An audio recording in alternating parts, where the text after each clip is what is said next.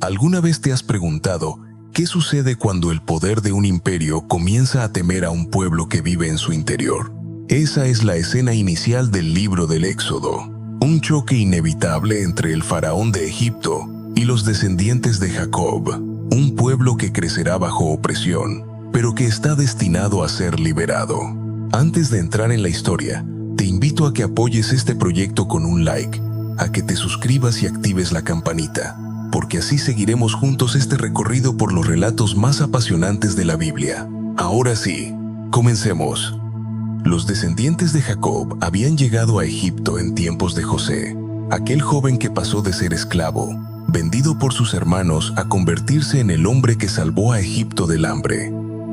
Gracias a su sabiduría, toda la familia de Israel encontró un lugar seguro en la tierra de Gosén. Allí se establecieron, crecieron y vivieron durante generaciones. Lo que comenzó como un refugio en medio de la crisis se convirtió con los años en su hogar. Pero con el paso del tiempo, los recuerdos se desvanecen. José murió y con él también desapareció la memoria de su hazaña.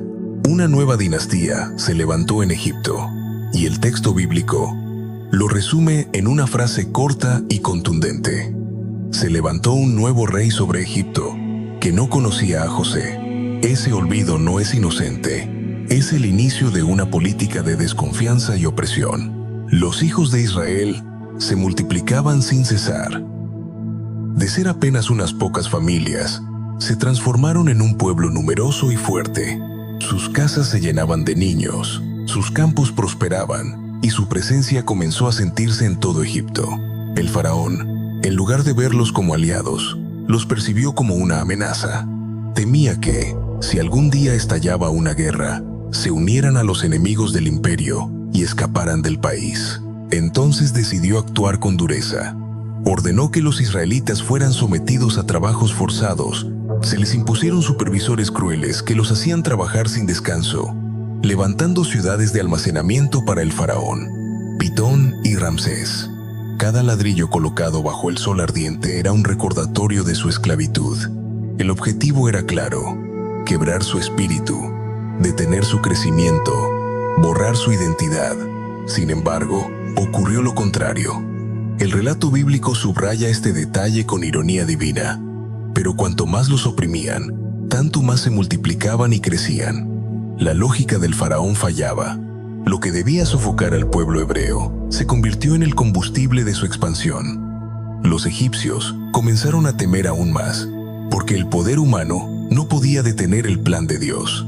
Imagina la escena: miles de hombres cargando piedras, mujeres agotadas bajo el peso de las tareas, niños creciendo en un ambiente de cadenas y látigos. Cada día era una lucha por sobrevivir, y cada noche se escuchaban lamentos. Pero también había una chispa de esperanza, una convicción silenciosa de que esa opresión no sería eterna. Este contraste es clave. El faraón, símbolo del orgullo humano, contra un pueblo pequeño en apariencia, pero respaldado por una promesa divina. Siglos antes, Dios le había dicho a Abraham: «Haré de ti una gran nación», y esa promesa se mantenía viva, aunque las circunstancias parecieran decir lo contrario. El miedo del faraón no era económico, era político y espiritual. Temía perder el control, temía a la unidad de un pueblo extranjero que no se dejaba aplastar. Por eso aumentó la dureza de la esclavitud, cargando a los israelitas con tareas aún más pesadas. El texto dice que les amargaron la vida con dura servidumbre. Una frase breve, pero cargada de significado. Egipto no solo buscaba usar a los hebreos como trabajadores, quería quebrarlos desde dentro, arrancarles la dignidad, y sin embargo, no lo logró. Cuanto más intentaban humillarlos, más crecía su resistencia. La historia de la humanidad está llena de momentos así. Cuando los poderosos intentan apagar la fe de un pueblo, esa fe se enciende con más fuerza. En Egipto, cada lágrima derramada se convirtió en un clamor que empezaba a subir hasta el cielo. Detente un momento y piensa en esto. Si Egipto hubiera seguido tratándolos bien, tal vez los hebreos se habrían acomodado, habrían olvidado la promesa de una tierra propia. pero la opresión fue la chispa que despertó su memoria. El dolor los preparó para el cambio, los obligó a levantar los ojos y a recordar que no estaban destinados a ser esclavos, sino a heredar la libertad que Dios les había prometido. El inicio del Éxodo no es luminoso, es oscuro. Nos muestra un pueblo encadenado, forzado a trabajar bajo el látigo, construyendo monumentos que no eran para su gloria, sino para la de un imperio que los despreciaba.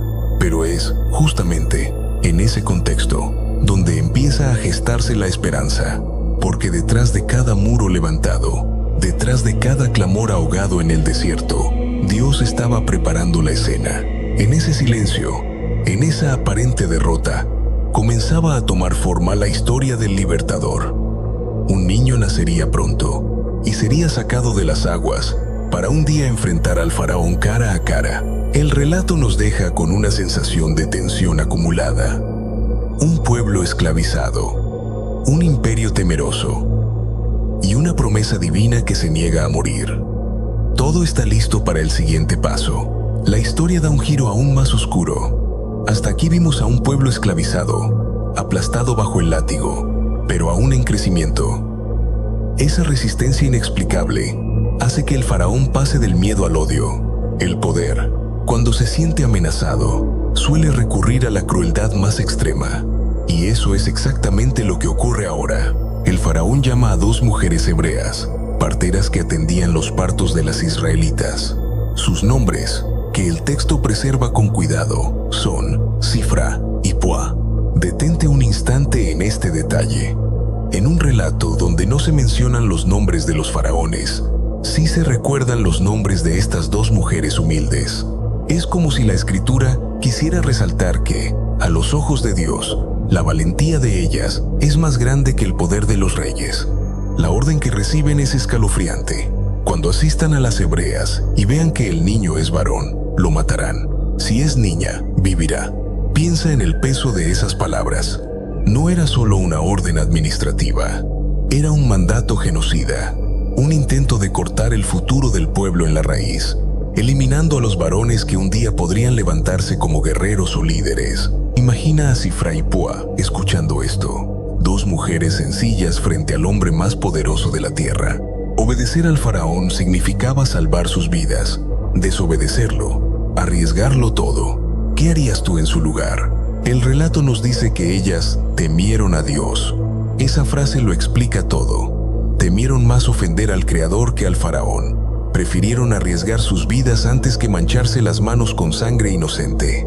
Así, una y otra vez, cuando ayudaban a una mujer hebrea a dar a luz, dejaban vivir a los niños.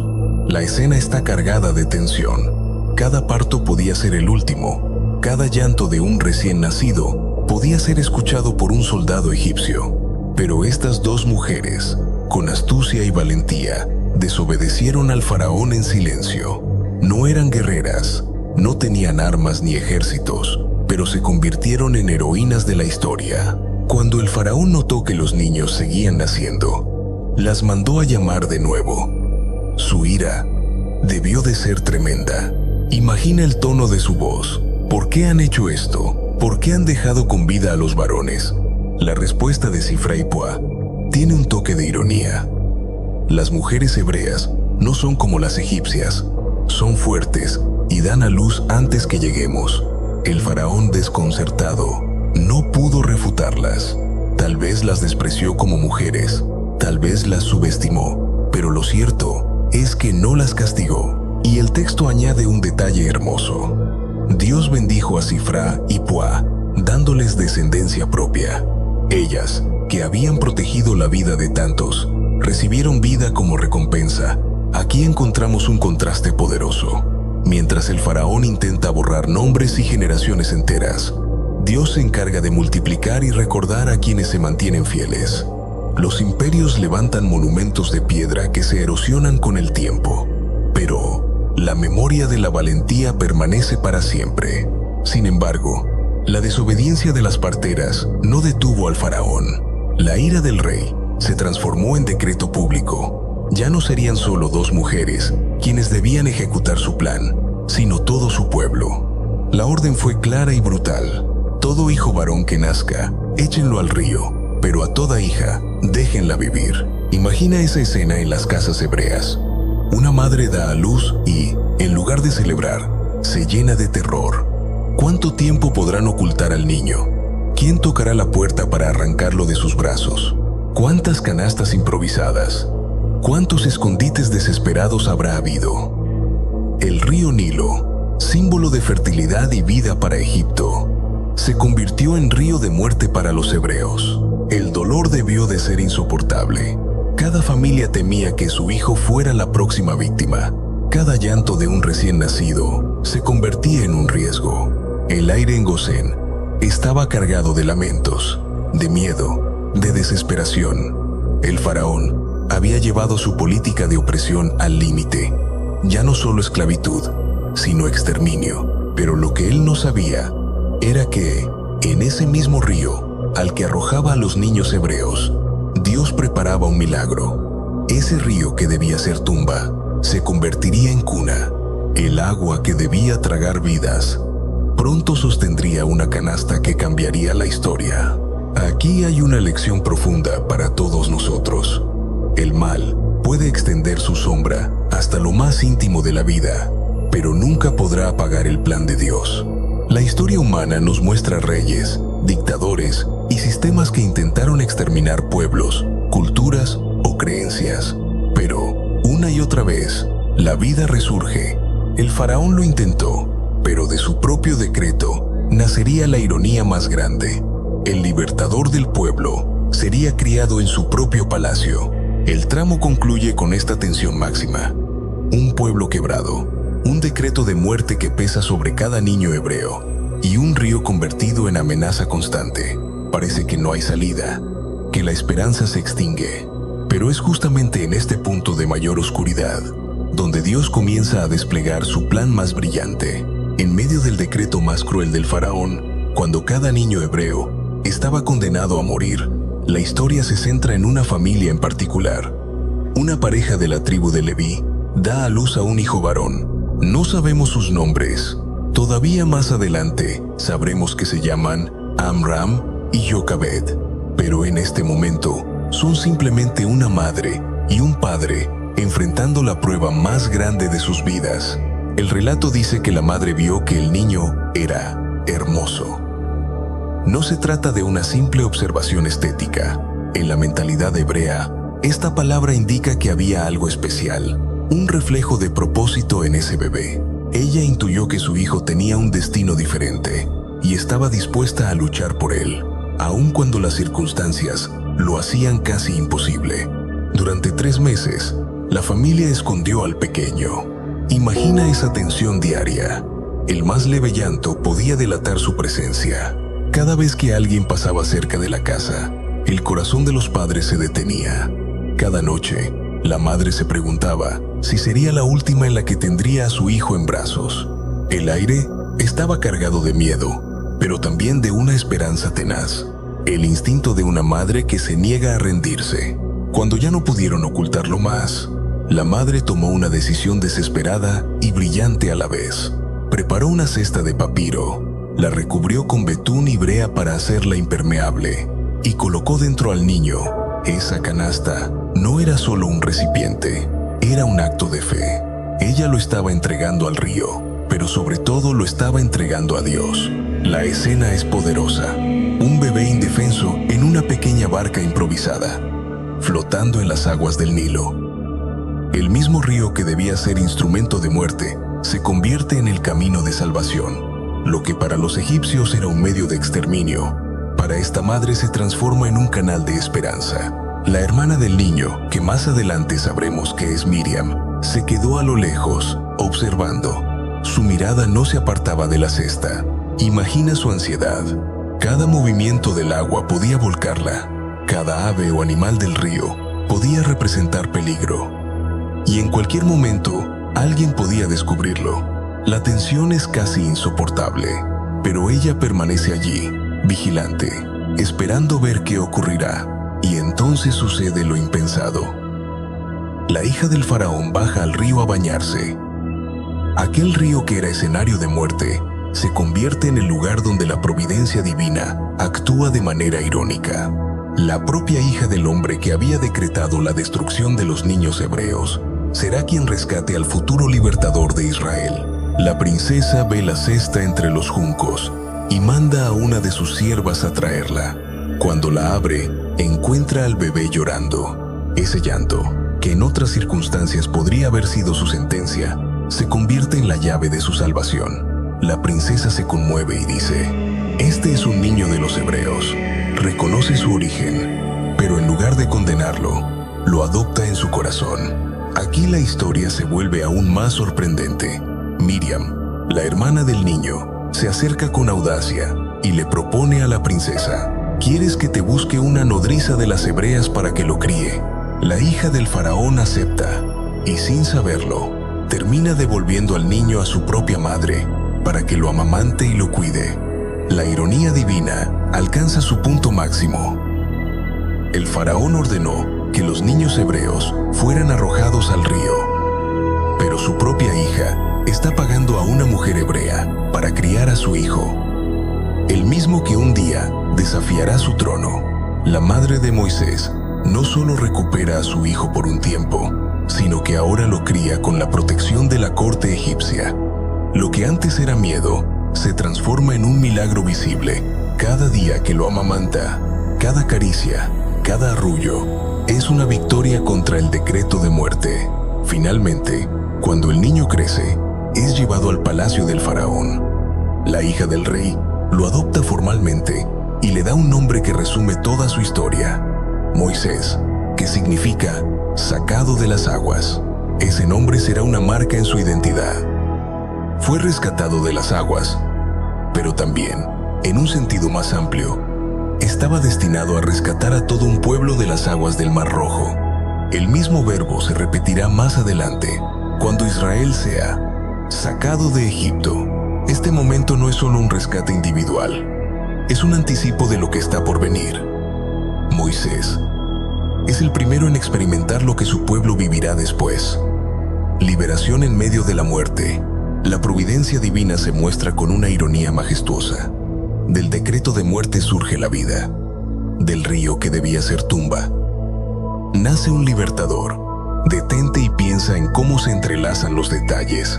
La fe de una madre que no se rinde, la vigilancia de una hermana que no se aparta, la compasión inesperada de una princesa egipcia. Todos estos elementos confluyen para cumplir un plan mayor. Cada persona juega un papel, pero detrás de todos los hilos se ve la mano de Dios tejiendo la historia. Y no es casualidad que sean las mujeres quienes sostienen la vida en este relato. Sifra y Pua desafiaron al faraón al desobedecer su orden. La madre de Moisés lo escondió y lo entregó al río con valentía. Miriam vigiló con audacia, y la hija del faraón desobedeció, de manera sutil, a su propio padre al adoptar a un niño hebreo. La narrativa pone en primer plano a estas mujeres como instrumentos de salvación. En un mundo dominado por reyes y ejércitos, son ellas las que cambian el curso de la historia. El nacimiento de Moisés es, en sí mismo, un mensaje de esperanza. Nos recuerda que, incluso en medio de los decretos más crueles, la vida encuentra un camino. Nos enseña que Dios puede usar incluso a los miembros del imperio opresor para cumplir su plan. Y nos muestra que la historia de la salvación comienza no con ejércitos ni con poderosos, sino con un bebé indefenso en una cesta de papiro. La imagen final de este tramo es poderosa. Moisés, un niño hebreo, creciendo en el corazón del palacio egipcio, rodeado de riquezas y educación, mientras su pueblo sigue esclavizado en Gosén. Nadie sospecha aún que este niño se convertirá en la pesadilla del faraón. Pero los espectadores ya lo sabemos. En la ironía divina, el libertador ha sido colocado justo en la casa del opresor. El niño rescatado de las aguas ya no es un bebé. El tiempo ha pasado y Moisés ha crecido en el palacio egipcio, educado en la cultura, la lengua y la sabiduría de los egipcios. Seguramente vestía como uno de ellos, hablaba como uno de ellos y conocía sus secretos. Desde afuera, parecía un príncipe más de la corte, pero en su interior, Moisés no podía olvidar sus raíces. Sabía que no era egipcio. Sabía que pertenecía a un pueblo que gemía bajo el látigo. Esa doble identidad lo acompañaba día tras día. Príncipe de Egipto por crianza, hijo de Israel por sangre. Un día, ya adulto, Moisés decidió salir a ver a sus hermanos hebreos. Lo que encontró lo sacudió hasta lo más profundo. Un egipcio golpeaba brutalmente a un esclavo hebreo. Moisés miró a un lado y al otro, y al no ver a nadie que pudiera detenerlo, tomó justicia por su mano. Mató al egipcio y escondió su cuerpo en la arena. Imagina la tensión de ese momento. Moisés actuó con un impulso de justicia, pero también con violencia. En su corazón ardía el deseo de defender a su pueblo, pero aún no entendía el plan ni el tiempo de Dios. Esa mezcla de celo y desesperación marcó un error que cambiaría su destino. Al día siguiente, volvió a salir y vio a 2 hebreos peleando entre sí. Intentó intervenir como mediador. ¿Por qué golpeas a tu compañero? Pero la respuesta que recibió lo desarmó. ¿Quién te ha puesto a ti como gobernante y juez sobre nosotros? ¿Acaso piensas matarme como mataste al egipcio? En un instante, Moisés entendió que su secreto ya no era secreto. Su intento de justicia se había convertido en su condena. Lo que había hecho por un hebreo se transformó en motivo de desconfianza entre los mismos hebreos. Nadie lo veía como libertador, sino como un extraño con poder y violencia. Y lo peor, el faraón se enteró del asesinato y buscó matarlo. Así, Moisés tuvo que huir. El príncipe de Egipto, educado en los palacios, terminó escapando al desierto como fugitivo. De la gloria del palacio, pasó al polvo de los caminos. El relato lo lleva a la tierra de Madián, lejos de Egipto, al otro lado del desierto. Allí, agotado y sediento, se sienta junto a un pozo. Una escena sencilla, pero cargada de significado. Muchos momentos clave en la Biblia ocurren junto a pozos. Allí, Moisés encontrará un nuevo comienzo. Mientras descansaba, llegaron unas jóvenes para sacar agua y dar de beber a su rebaño. Pero unos pastores hostiles intentaron alejarlas. Moisés, sin dudarlo, se levantó y las defendió. El mismo impulso que lo había llevado a enfrentar al egipcio, ahora se manifestaba en otra forma: proteger a los débiles, aunque fuera un extranjero en tierra extraña. Las jóvenes volvieron temprano a casa, y su padre Jetro, también conocido como Reuel, se sorprendió. Al escuchar lo sucedido, las invitó a traer a Moisés. Así, el fugitivo encontró hospitalidad en un lugar inesperado. No solo fue recibido, sino que también se casó con una de las hijas de Jetro, llamada Séfora. Con ella tuvo un hijo, al que llamó Gersón, diciendo: «Soy forastero en tierra ajena». Ese nombre es una confesión de su corazón. Moisés ya no era príncipe de Egipto, pero tampoco podía volver a ser un hebreo libre. Era un exiliado, un hombre entre 2 mundos, sin un lugar propio. Durante esos años en Madián, Moisés pasó del ruido de la corte al silencio del desierto. Fue un tiempo de anonimato, de espera, de preparación invisible.